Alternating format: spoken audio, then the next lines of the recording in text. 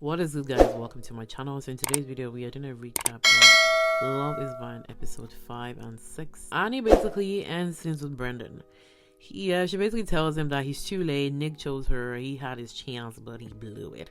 Nick proposes to Annie. Well, after Nick proposed to Annie, he basically goes into the boys' quarters and he was like, yeah, we're married. And the silence, because Brendan is obviously there, broken and torn. He came and all excited, like, boy, read the room. So the connection between Meg and Jordan, it was mutual. They both said they loved each other. It's time for Meg to break it down to Mike, that, she's into Jordan. But Mike basically says he feels blindsided. Like, he knows she's getting to know Jordan. And he basically says that me and Jordan were completely different. And he said he doesn't want to get too much here, but, he's a nice guy. There's something area about that. So Meg is thinking like, what do you mean about that? But he's basically like, they're different. It didn't expose anything, but it's definitely allowing her to question. Now it's time for Patrick and Casey reveal, and she is thinking like, she hopes Patrick is hot and everything, because to her everything has to do with the physical. Like, she's very look focused kind of girl, and she's never dated an Asian guy, but she's expecting. She has expectations, and I'm thinking, girl. Anyway, they finally meet, and Casey was kissing this guy a whole lot, hugging him and everything. She was all over him. But that was clearly not her type. That was clearly not her expectations, but she trying her best to play along, because she was doing a little too much. So Jordan proposes to Meg, and during the review she opens up that she got some implants on her breast, which she got to remove, and she basically says she still has it in the booty. I think she has some implants in her ass or something. I don't know what she was on about. That's a funny information to reveal on your first meet. So now we're in episode 6. It starts off with Casey in the confessional, basically saying like Patrick ain't a bad looking guy, but he deserves someone that's obsessed with him. Yeah, she ain't into him. You remember she said her ex-boyfriend is waiting for her, and he basically claims that it was never going to work, like the love is mine is never going to work. She saw Patrick and she said, I ain't taking Patrick home because my boyfriend is definitely harder than him, and the boyfriend is definitely going to have a lot to say, because he'll be like, I told you so. The plan was for her to take a man home and show and prove her ex-boyfriend wrong, but it's not looking like it's going to work. It's not looking like it. So then she starts to do all this unnecessary reaction. She was all over the top. She wasn't direct. She was basically crying, touching him, tearing up, like giving this guy mixed signals. She basically said, I can't go to Mexico. She wants to go home, and he's basically thinking maybe she's just overwhelmed. But she's not really literally revealing that, boy, I don't like the way you look. I'm not attracted to you. Like, let's end this kind of thing. She was doing too much that wasn't necessary. And she even says why she was talking. It was like, it has nothing to do with your looks. It has nothing to do with your looks. But it does have something to do with her looks. Patrick basically responds calmly and says, it's not a big deal if we don't go to Mexico. Like, we can go any other time. Like, I understand you're under pressure and everything. She continues to kiss him, saying like she loves him and everything. It was very, very awkward. She basically says, you don't even know my number. All you have is my last name. I'm sure, girl, you know your number off by heart. But anyway, he basically says, yeah, you have your IG, so they can contact her, I guess. And in the confessional, Patrick was like, Casey genuine, she's not gaslighting, we're definitely, and it's nothing about physical attraction. The lies, we're lying to ourselves here. We're really lying to ourselves here. Casey, she is a weird girl. Like, why is she hopping on Patrick? They make signals. Not Patrick saying love is patient, love is kind. He basically says they're definitely gonna meet, after he gets back and everything.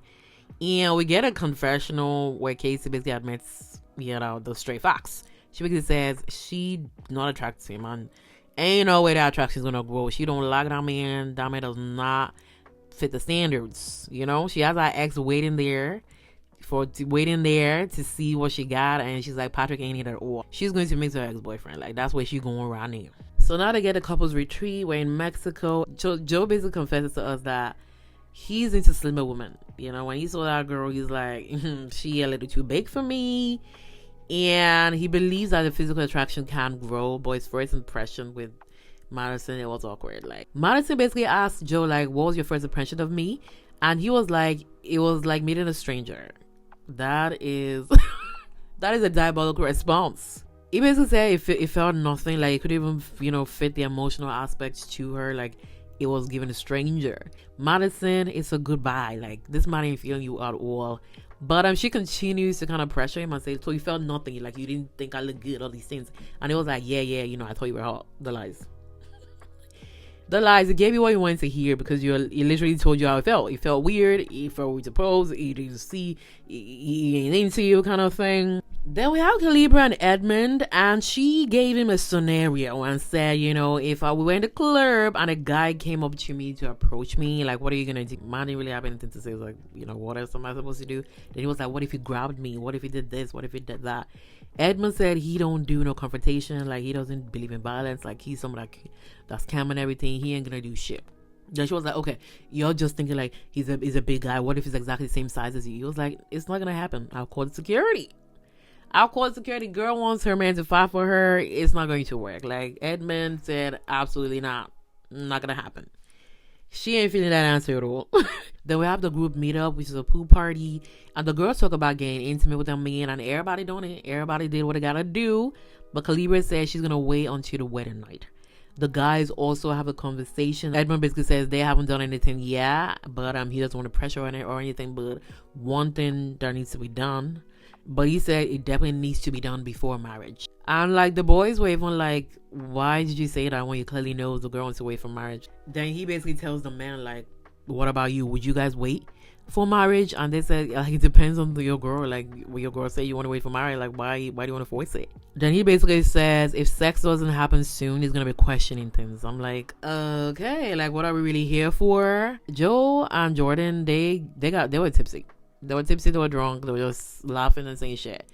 And Madison felt very uncomfortable with the way they were acting. Because Guy was talking about Joe's nipples being too dark. Okay, so she says, I'm out. Meg was also like, what is going on with Jordan? Like, he's acting a little bit weird. Then Meg basically says, you're getting annoying. Then Madison kind of goes to Joe to have a conversation. And she basically talk about the whole pot situation, how things are different on the outside. But man was not there. He was distracted. He was daydreaming. There was nowhere there. Next thing, man was like, Anton, like, boy, Madison's right there. He ignored that girl, and that was very disrespectful. He clearly doesn't like her. Like, read the room, Madison. This man ain't into you. Madison basically walks off. And he walks up to her and says, what's going on here? And she basically explained everything, that he was very disrespectful when she was trying to talk to him. Then he basically says he's going for a nap. Then she's like, do you want me to come with you? He's like, you can do whatever you want. You can just stay here and have fun. Then she's like, do you want me to come with you? Yes or no? It's like, do whatever you want. Bye. Girl's confused. She doesn't even know what to do. She's like, what is going on here? Joe, he's in the room. He has blacked out. He's blacked out drunk. He don't remember even going to a damn pool party. I don't know if Joe is giving some acting. I feel like there was some acting there. But Madison is not taking this guy serious at all. Because if I also see a man being drunk, I enter the room and he doesn't remember the pool party, I'm going to say, we'll leave it to tomorrow. But the fact that she said she was continuing having a conversation with a drunk man or a pretend to be drunk man, and she started to cry, taking things serious, basically telling Joe, like, you're asking me the same question 4 times. Like, what's going on? It's like, girl, have you not seen people drunk before? Like, have you not seen people just lose their mind? Just go to bed and call it a day. Leave the man. 10 minutes later, man got up and says, yeah, that was me just waking up. Madison's like, what is going on? She was like, you acting strange. Like, and they started to cry and being upset. Joe doesn't give a shit. Kalybriah and Edmund, yeah, they start to discuss like the other couples. And Edmund basically says, I think everybody thinks we're the strongest. And Kalybriah's like, I don't care what other people think. But Edmund clearly cares about the public perception. So then she asked him and says, everybody has sex except us. Like, does it bother you? He said no. But then she's like, she's made some people wait for 9 months. She's made them wait for years, excluding like those ones that's like a one night kind of thing that she doesn't care for. But that was her past. Like, it's been a year. Like, she don't do that no more. Edmund was expressing a lot of emotions. I was confused about. It's like, boy, what's the big deal? It's only 4 weeks. It's only 4 weeks to get married to this girl and do whatever you want to do, however many times you want. Like, he started to cry and everything. He basically said, I gave you everything. I'm like, what did you give her? Like, you've only met for like 2 days. He was like, I gave you everything, and I'm right here doing the foot rub. Okay, so doing a foot rub is everything. He basically says, you're giving yourself to men you don't even care about. I'm like, did you know her a year ago? Like, she was like, that was a year ago and I don't do that no more. Then he was like, yeah, I get what you're trying to say. Everybody calls me the nice guy and it always backfires. Like, it's happening again. Like, I feel like this is a sense of manipulation. This is acting. I don't believe any of this. I feel like this guy's just doing some acting, some social experiment for us, just adding a little bit of drama because nothing was making sense here. Edmund basically says, between me and you, I know I'm more emotionally invested than you are. And it feels like, she rejected him and everything. This is just some gaslighting. The reason why Edmund is really hurt, he basically says, you have one night stands and you can't even sleep with me, someone you're about to get married to? This is clearly some gaslighting and manipulation that's doing here because nothing makes sense. Girl doesn't want to sleep with you. You're forcing her using your emotional manipulation tactics. Edmund is not a nice guy. It's fake. He pretends to be nice. He pretends to be that nice guy. He's not nice at all. Everything's an act. What I'm seeing here is all an act.